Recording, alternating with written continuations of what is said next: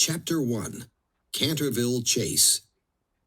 The American ambassador, Hiram Otis, and his family needed to find a home in England. Mr. Otis saw many houses, but he only liked Canterville Chase, the family estate of Lord Canterville. The house was grand and elegant, but there was only one problem. It had a ghost. The Canterville ghost was 300 years old. He always appeared before the death of somebody in the Canterville family. Because of this, nobody wanted to live in the house. Lord Canterville was a very honest man, and he told Mr. Otis the truth about the ghost. "My aunt lived in this house," explained Lord Canterville. "One day something touched her shoulder. She turned and saw two skeleton hands. It was the ghost. She was terrified. She left the house immediately and never returned." Mr. Otis smiled. "I come from a modern country," he said. "We don't believe in ghosts." "Oh, but this ghost is real," said Lord Canterville. "It appeared in this house for the first time in 1584. After that, other members of my family saw the ghost too. Now, nobody wants to live in this house." "Well, we aren't afraid of ghosts," said Mr. Otis, "and we like your house. I'm sure everything will be fine." "Americans are very practical," said Lord Canterville. "Well, the house is yours, but remember my words, and good luck." A few weeks later, Mr. Otis and his wife were ready to move to Canterville Chase. They took the train with their 4 children, Washington, Virginia, and the twin boys, George and Lincoln. They were all very happy. Chapter 2. The Otis family arrive. A servant met the family at the train station. Washington, the eldest son, had dark hair, and he was good-looking. Virginia, a beautiful 15-year-old girl with big blue eyes, was quiet and gentle, and everybody liked her. The 10-year-old twins had a lot of energy and were in trouble a lot. Everybody called them the Stars and Stripes because they were always together. The family entered a carriage to go to their new home. It was a lovely July evening, and the birds sang happily in the trees. But the atmosphere was different at Canterville Chase.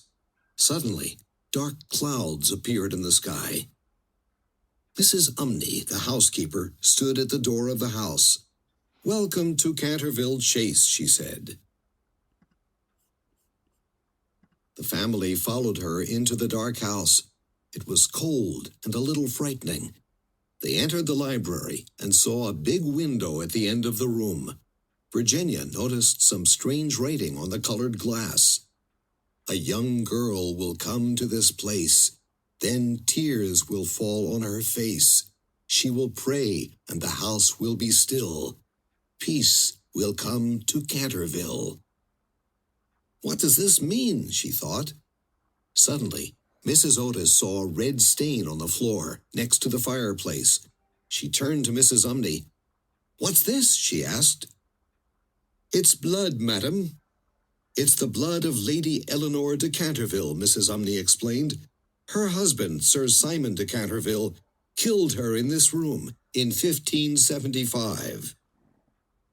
She opened her eyes a few minutes later. She was very nervous.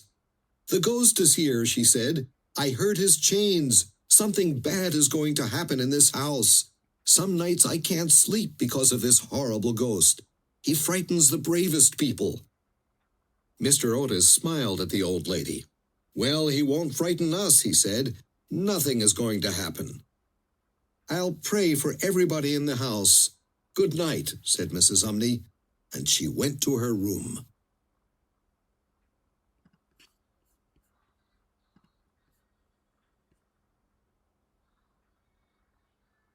Chapter 4. The Bloodstain Reappears. That night, there was a storm, but the Otis family didn't hear it. They were all very tired. In the morning, the bloodstain was on the library floor again. "That's strange," said Washington.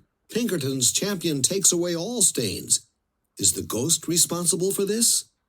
Washington removed the stain, but the next morning it reappeared. He removed it for the third time. This time, Mr. Otis locked the library door. But the next morning, the stain was there again. This strange happening didn't frighten the Otis family. It fascinated them. That day it was warm and sunny. The family went out and returned home at 9 o'clock in the evening to have dinner. At 11 o'clock, the Otis family went to their bedrooms. Soon, the house was dark, and everybody was asleep. Later that night, a strange noise woke Mr. Otis. It came from the corridor outside his room. Mr. Otis got up, lit a candle, and looked at the time. It was exactly 1 o'clock.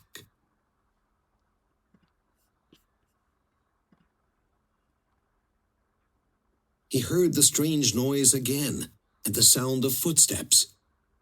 It's the ghost and his metal chains, thought Mr. Otis. He took a small bottle from his dresser and opened the door. There in the corridor was an old man. He had dark circles under his eyes, and he looked wild.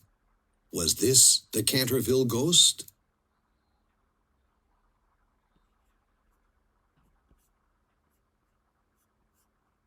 Chapter 5. The Canterville Ghost is Furious. The old man had long gray hair. His clothes were from another century, and they were old and dirty. There were heavy chains on his arms and legs. "My dear sir," said Mr. Otis, "are you the Canterville ghost? Please oil your chains. Then they won't make so much noise, and you won't wake everybody in the house." Mr. Otis showed him the bottle in his hand. "Here's a bottle of Tammany's Rising Sun Lubricator to oil your chains." "It's an excellent product. I'll leave it here for you, next to my door," said Mr. Otis.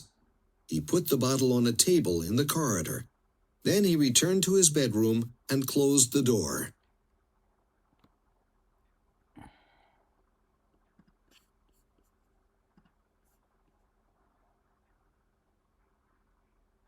The Canterville ghost stood outside the door for a moment.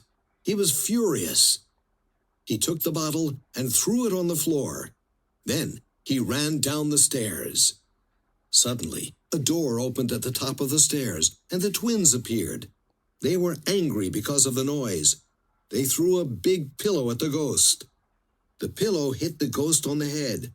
"Ow! That hurt!" cried the ghost, horrified. "These people are abominable and insulting," he thought.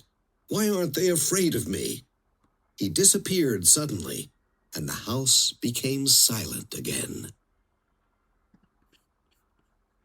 At breakfast the next morning, the Otis family talked about the ghost. Mr. Otis was angry because the ghost didn't take his bottle of lubricator. "The next time the ghost wakes me, I'm going to take his chains from him," he said. "It's impossible to sleep with that noise." Virginia turned to the twins. "You know, this is the ghost's house, too," she said. "It's not nice to throw pillows at him."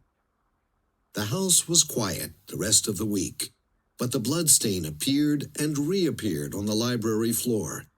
It started to change color. Some days it was red. One day it was bright green. The Otis family thought this was very funny. The Canterville ghost didn't think it was funny at all. In a secret room at the back of the house, the ghost remembered his brilliant 300-year career. He thought about some of his victims. Once, he frightened 3 hysterical servants in the kitchen, and they never recovered from the shock. And there was also old Madame de Trumiac. She woke early one morning and saw a skeleton in her room. She was terrified and spent the next 6 weeks ill in bed.